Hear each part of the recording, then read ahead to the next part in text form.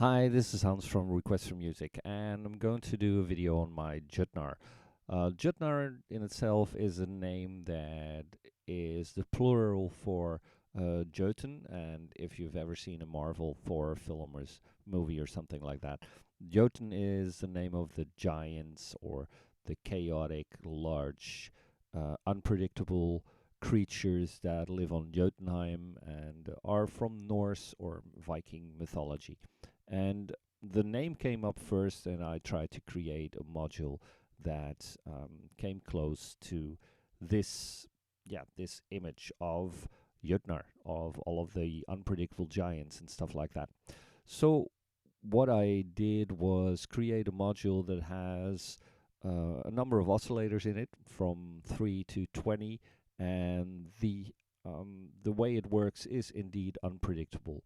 Let's get the thing in. So you see here on the side the actual VM picture. And so first of all, I'm just going to take my Jotnar in here on the side.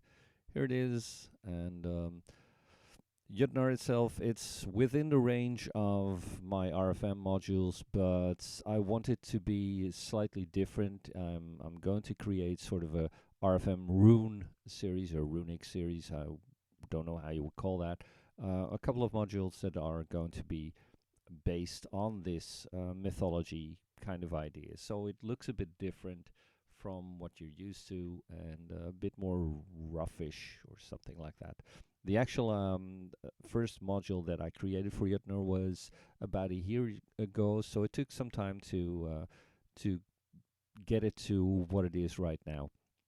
Let's just hook it up and see what happens. And because I actually don't know myself, I'll take some of the values out first. First of all, I want you to listen to what it would normally sound like. So I'm actually taking, let's see if I can change this a bit, by the way. Hang on one sec. No.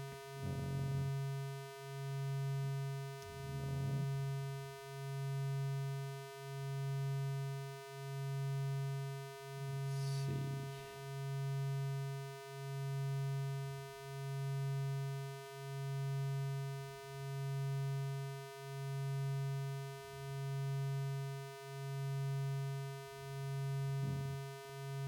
It's apparently not showing my mouse on this actual module here on the left, but just to go over it, you can hear that there's an oscillator sounding, and let's first of all dial back my my output, and on the top there's a pitch input and a pitch knob underneath that, and the pitch knob underneath just would change the actual pitch or the basic pitch of the oscillators that are in there.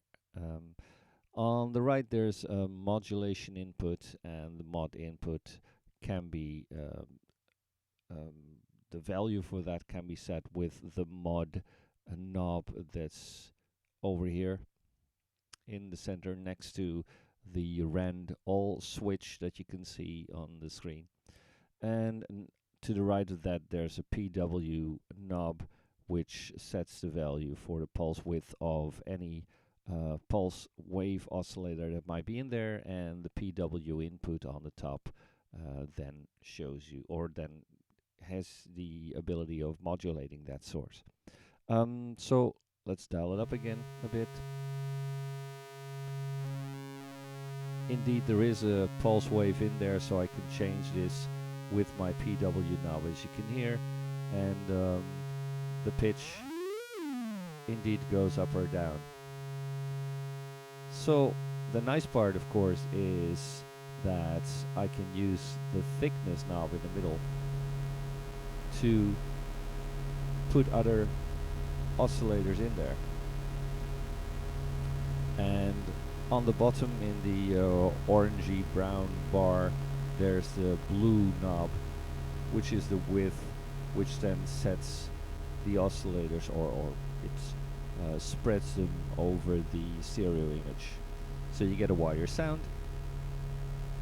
something like this, put the volume up a bit. And since obviously it has a pitch input, I can connect that to my pitch.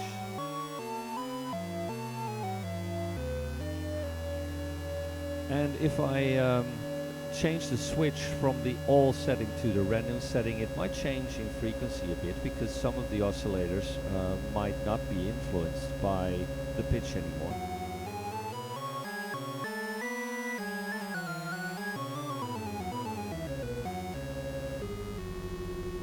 And the pulse width doing this might change the sound. So let's grab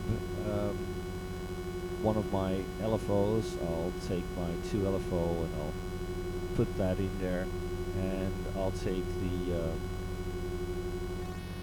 the sine wave to change that modulation for the pulse width. As you can hear, that changes a lot. And obviously this is standard behavior, you're familiar with that kind of stuff.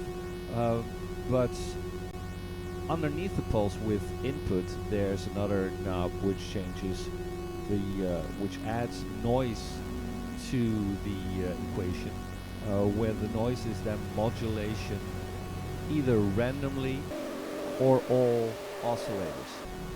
So as you can tell, it depends on which oscillators are within that selection. Now it's set at all, so it does that on all of the oscillators. Now it does it randomly, so there might be some oscillators in there that sound normal. Underneath the noise modulation knob, there's an input for that as well, so you can modulate that behavior. And there's a plus noise button, and if I switch that on, you actually get to hear that noise as well. So let's dial that back a bit. Then on the left, there's underneath this random and all switch, there's an input and a grid, the white knob, with which I can sort of distort some sounds and give it more grit indeed. So that's for that. The thickness itself, the brown knob, which adds all of those oscillators. This value can be modulated by the input on the right of that. So if I take one of the others, it will actually change which oscillators are used over time. And the depthness, or the depth of that LFO then decides how much of those oscillators are indeed switched on.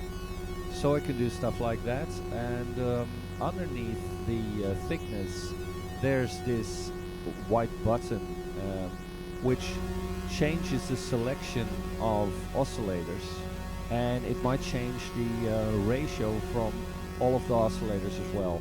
And it is done in a musical fashion, so it won't be too distorted sort of, but it might be different, and it might be chaotic and unpredictable, as I already said.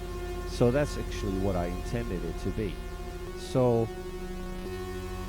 this changes with each time you press that knob, and it's not that unpredictable or chaotic that if you would save this as a preset, it would still of course change or save the settings of those oscillators, so you can get back the sounds that you wanted or loved at that moment. So let it get it back to something silent like this. And now of course the thickness is still being modulated, so let's take that off, and so I get a sound that's, well, pretty nice.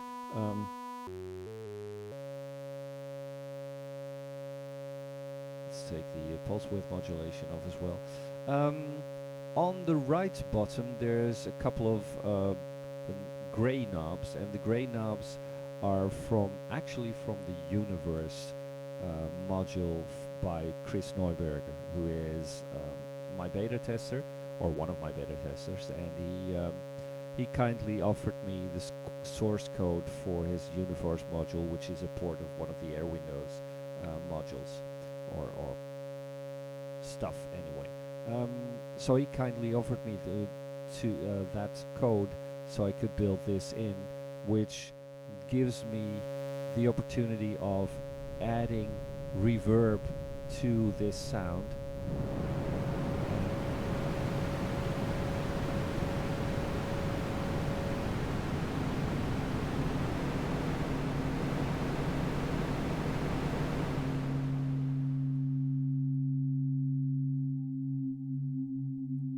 So something like this.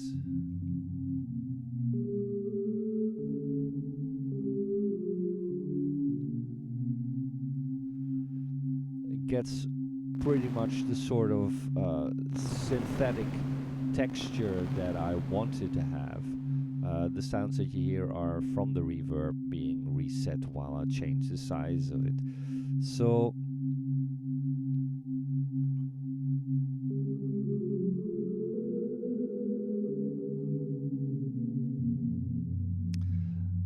and the grid would add some distortion in there.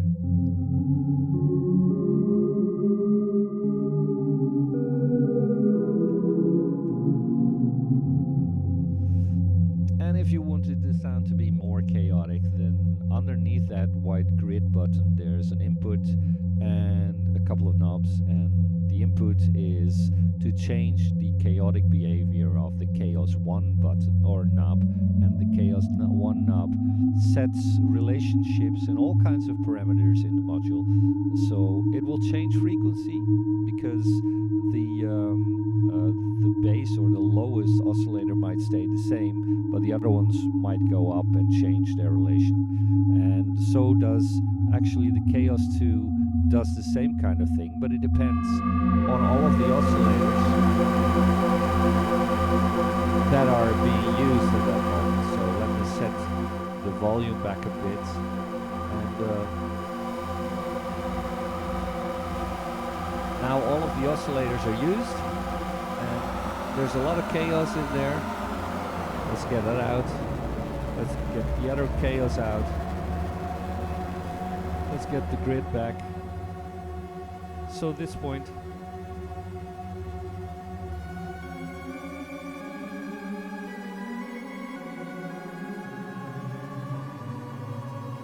this might be a pretty usable oscillator. So let's take a next Jotnar in, and I'll get my mix module in and change the outputs of this to the output of the mixer. So, and I'll connect this up to that mixer again and hook the other one up to the mixer as well. And change some of those settings. Let's solo this, because the mixer itself is an 8-channel stereo mixer. So I can hook this up to the second channel and I'll solo it. It has mute and solo buttons, and it has left to right inputs, and you could use the left inputs to be mono if you wanted.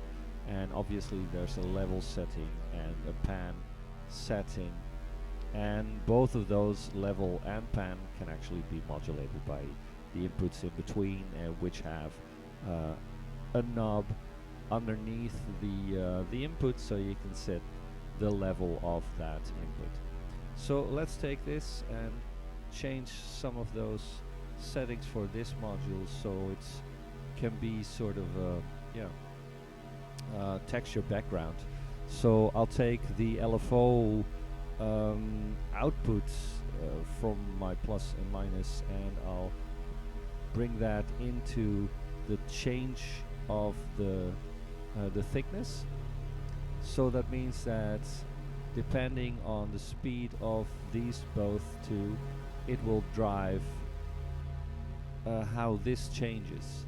Yeah, because each time the button underneath the thickness knob gets needs to change a bit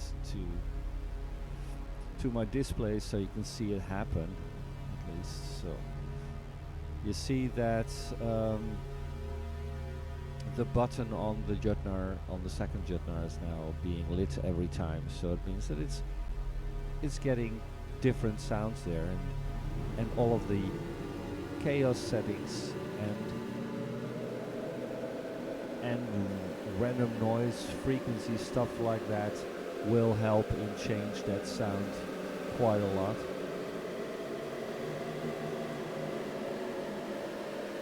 So if you want some kind of Halloween atmosphere, you can easily do that. And let's drive that back a bit and switch on the other one as well.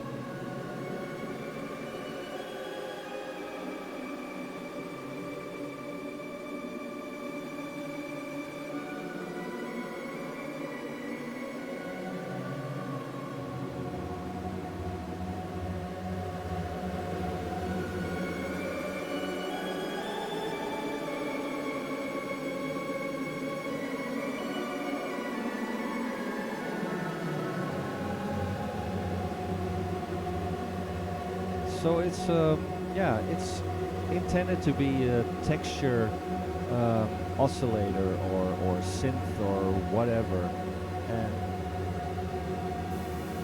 you can hear that it can be used like that, and it can be modulated in quite some ways. I could put two of those in each in one side of my stereo spectrum to give other kinds of sounds.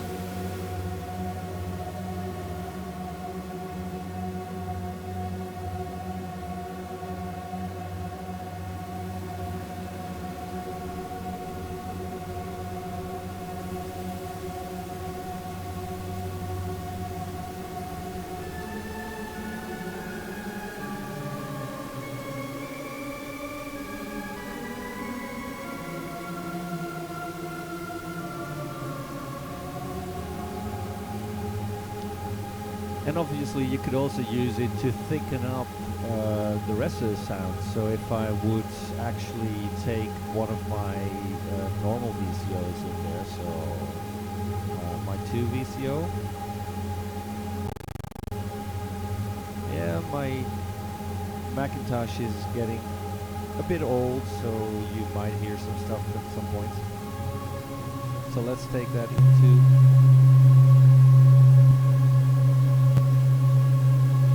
back the level for that a bit. Use the sawtooth.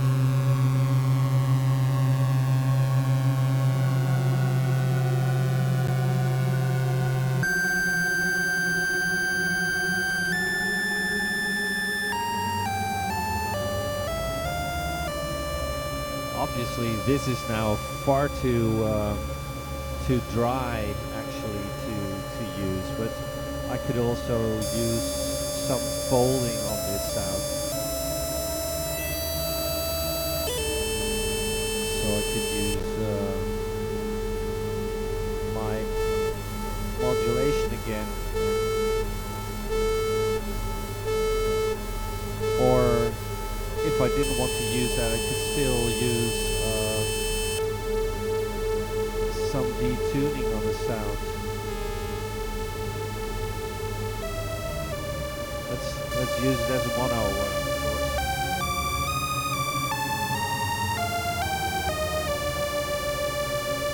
Because all of the chaotic behavior of the Jotnar, it might be that the pitch is off, so you have to.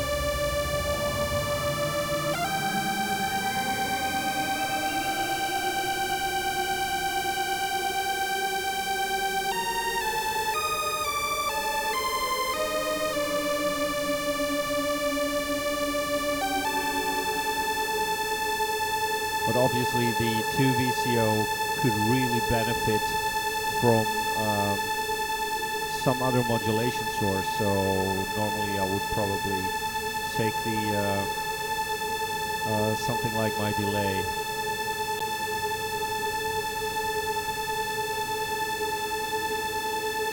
So take my output from my oscillator into my delay and put the delay in here.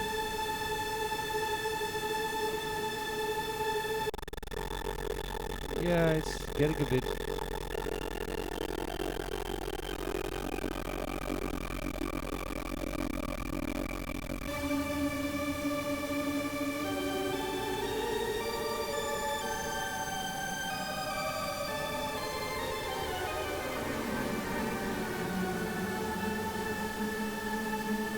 So what do I have? Let's solo the first. This is my original Jotnar, the one on the left. Uh, this is my second Jotnar, which is only giving me some sort of basic texture to work on, and this was my VCO. Let's put some feedback in there and change the.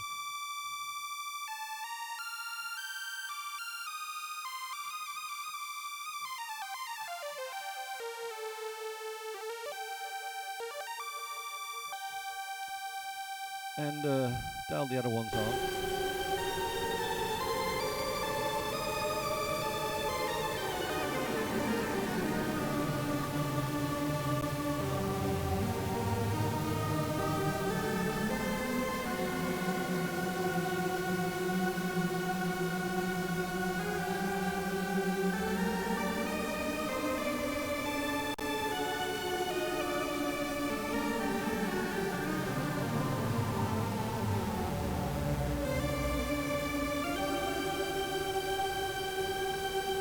Okay, so well, I hope that gives you an impression of how Jotnar can be used, especially the end. If I would have used a filter and an envelope for the VCO, it might almost give you some sort of a Tomita kind of sound. So I hope it gives you an idea, and I hope you can give the Jotnar a test drive. It has a 5-day demo, and it's if everything's okay, it'll be in the store while we speak. And yeah, give it a look and give it a try, and hope it works out for you. Cheers. Bye bye.